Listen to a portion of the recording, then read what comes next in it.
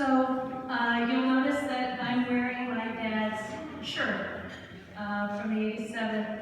It was his discharge shirt. That's why it's so spiffy.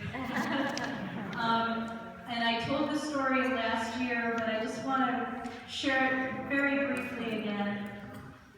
That about a year and a half ago, my parents moved from their home to an independent senior living, and so that involved some downsizing. My sister and I worked with my parents, as I'm sure a lot of you have, to help them separate their possessions. And I was in the basement with my dad, and we came across a Foot Locker. And I opened the Foot Locker, and lo and behold, I pulled out his Eisenhower jacket, which was ragged and tattered and terribly torn. And we cast that aside. We said we could let that go. And below that was this shirt, which was loaded with cobwebs, and the mice had been in it, so you can imagine what it looked like. So I held it up, and I said, "Dad, what should we do with this?"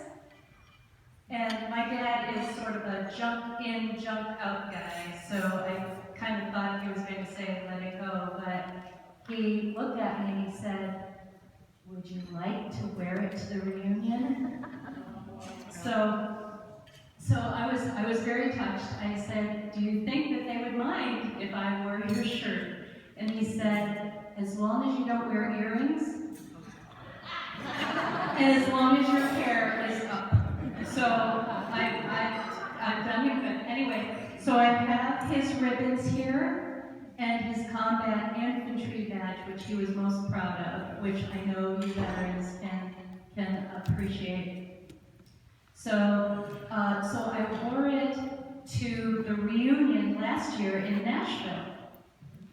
And I told the story about how, as I was getting ready for the mixer, I put on my dad's shirt, and I wanted to make sure it was right. So I was in front of the mirror, wanted to make sure hair was up and not messy and all that. And as I put it on, it felt like I wrapped my arms around that 19-year-old guy who, on his birthday, stepped foot on French soil back in the day. And so I felt like I was putting my arms around that young man, and at the same time, it felt like he was putting his arms around me.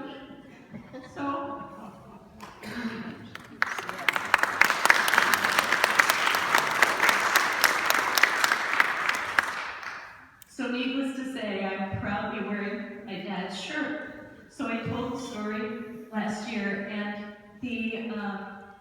the entertainment that we had that night was Ricky Ray, who's a songwriter out of Nashville, and he talked about how he writes his songs out of times when he's moved. Well, the next day he left a text for Jim Oates, who had organized the reunion, and said, "Do you think she would mind if I wrote a story about the shirt?" Well, of course. I didn't, and so Ricky Ray came through and wrote a beautiful song. He sent it to me probably around 11:30 at night on September 11th. Very special day to us all. He was on the road. He didn't have a recording studio, so I don't know how he recorded it, but he pulled it together, and it's a song called "The Shirt," and I like it. It's told in the first person, as though it's being told, the story is being told by the shirt. So we passed out the lyrics so that you can follow along, and Tim Higgins has downloaded it for us to hear. So this really is all for you. He sends his love, his deep, deep love to all of you guys, and he wanted me to share that. So we'll take a listen. Thank you.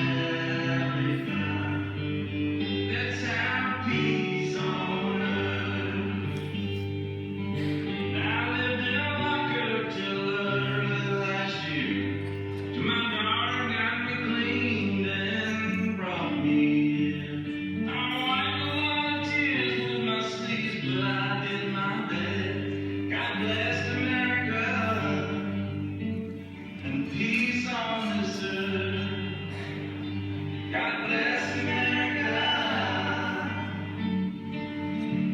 And peace on this earth.